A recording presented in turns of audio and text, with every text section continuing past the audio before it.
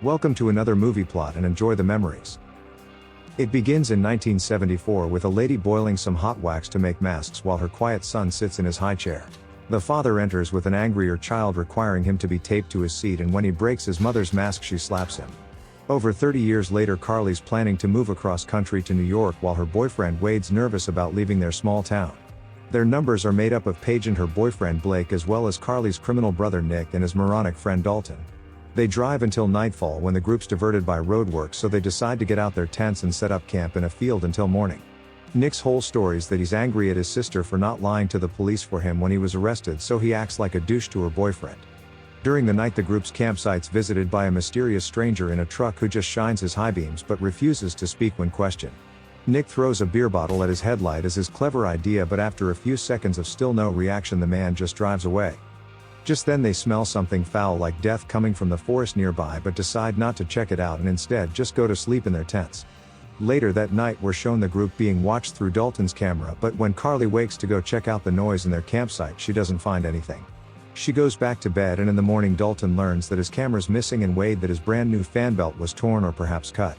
The girls are off on their own and smell the same stench, so they go to check it out when Carly takes a tumble into a large ditch filled with roadkill. She's fished out when a truck pulls up and a man adds a deer to the pile, but he's got both headlights, so they trust that Lester wasn't the man from last night. They think that he still may be a killer due to what appears to be a human hand, but he insists that it's just part of a mannequin he found on the side of the street. He offers Carly and Wade a lift to the nearby town to get a new fan belt, while the rest of the group drives ahead and find themselves in a traffic jam. Wade and Carly get creeped out by the locals' increasingly aggressive behavior, so when he pulls up to lock in the hubs, they get out and decide to walk the rest of the way themselves to avoid being murdered. They come across the small town of Ambrose and feel bad for not trusting Lester, as they thought he was just making up its existence since it doesn't appear on any of their maps. Other than a few puppies in the pet store and the occasional local looking out their window, it's a ghost town and no one responds to any callouts. On the other end of town, Carly and Wade eventually find someone to talk to when they disturb a funeral for the family member of a man named Beau. Annoyed to hear that it's all just over a fan belt, he tells them he'll hook them up later and returns to the church while the couple kills time at the museum. It's entirely made of wax, and a man shown sculpting a figure in the basement as the couple enter but doesn't go to greet them. While looking around the wax figures and booster chairs from the beginning, Carly's startled at the sudden appearance of a masked man outside, but Wade goes looking and is unable to find him.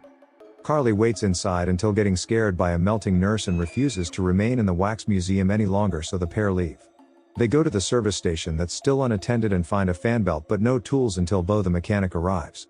He agrees to bring them to his house to grab the tool needed and begins to waffle on about the story of the former owners of the wax museum.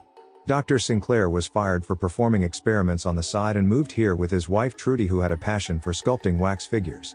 Eventually she fell ill and died, causing a depressed father to shoot himself and leave the two Sinclair orphans to fend for themselves.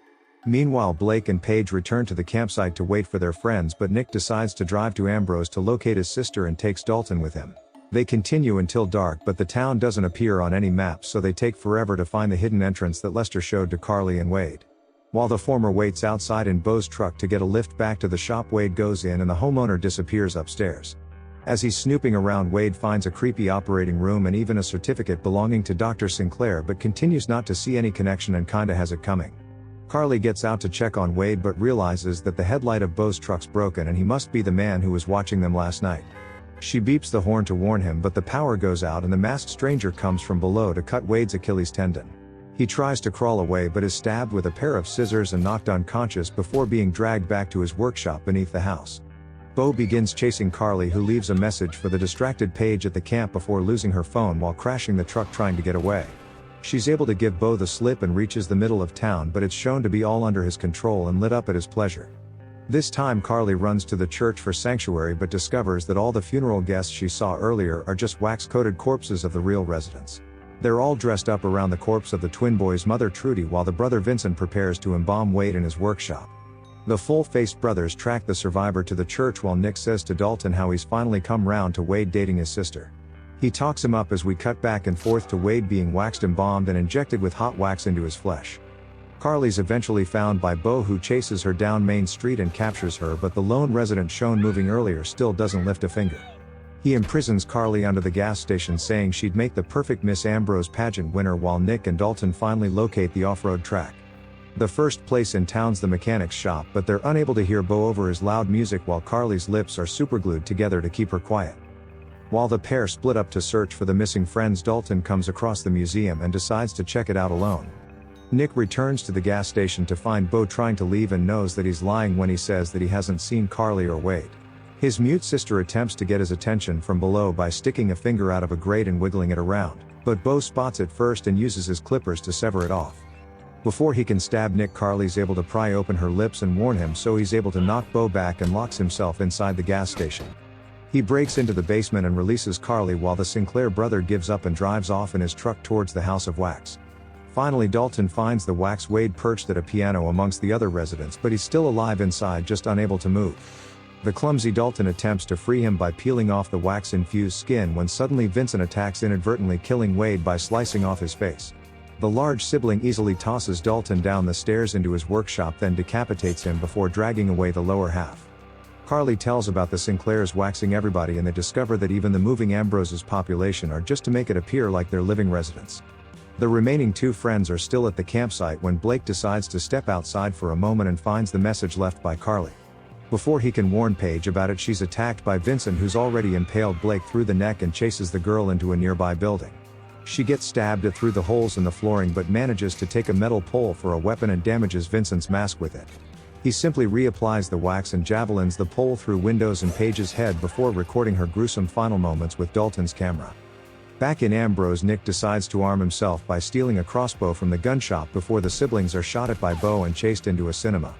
It's filled with dozens of patrons, so the two act like wax statues, but the brother makes his way through counting all of the residents.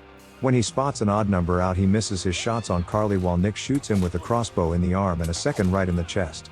Bo's got no more shells on him, but instead of finishing him off, Carly leaves the gun there and the siblings just wander away. Needing to know if their friends are alive, they return to the Sinclair house but find Carly's phone not in the truck.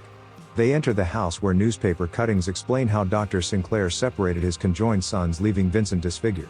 He's actually the good twin who was behaving well in the opening scene and arrives back at the house with the bodies of Blake and Paige. He only wanted to continue his mother's work of making the wax figures, while the evil twin was all Bo, who manipulated his brother into murdering the townspeople for fun. As they argue, Carly and Nick manage to escape the house through Vincent's tunnels that lead to a control room that operates everything from the lights to the puppies' tails. It gives away the siblings' position to Bo as they come upon the workshop and find Dalton's head now reattached to his body with wax. Just then Vincent enters, but the pair fight him off and trap him behind a spilt vat of burning wax. They ascend the stairs into the wax museum where Carly and Nick witness Wade dead on their way out of the building. Bo cuts them off, so Nick begins to fight him as the flames from Vincent's workshop begin melting through the wax floor. The whole house, along with all of the encapsulated corpses, begin to melt as Nick's stabbed by Bo in the leg, who prepares to kill him. Suddenly Carly saves him by beating the demented brother's head in with a baseball bat as Vincent uses his mattress to escape the fire. Upon seeing Bo dead, he chases Carly upstairs to get revenge as the melting house of wax consumes the dead brother's body. Nick's unable to follow as the stairs begin to melt under his feet while his sister hides in a replica of the conjoined twins' childhood bedroom. Vincent poetically cuts his way through the young twins to reach her and ignores Carly's attempts to reason with the saner Sinclair. He still attacks her, but Nick tackles him onto the bed and they wrestle around until Vincent's wax mask's knocked off. He's about to kill Nick when Carly pulls the knife from her brother's leg and sticks it in Vincent's torso. Nick kicks him through the soft ground and he lands on top of his brother's corpse on the same place where they were both conjoined. The surviving siblings land in the wax museum where they dig their way out through the building sign just as the whole thing melts into the ground. The smoke attracts the police and the next day a large investigation begins with the siblings getting the medical treatment they need. The sheriff says Ambrose was abandoned for 10 years but that the Sinclairs must have filled it entirely with people diverted from the highway.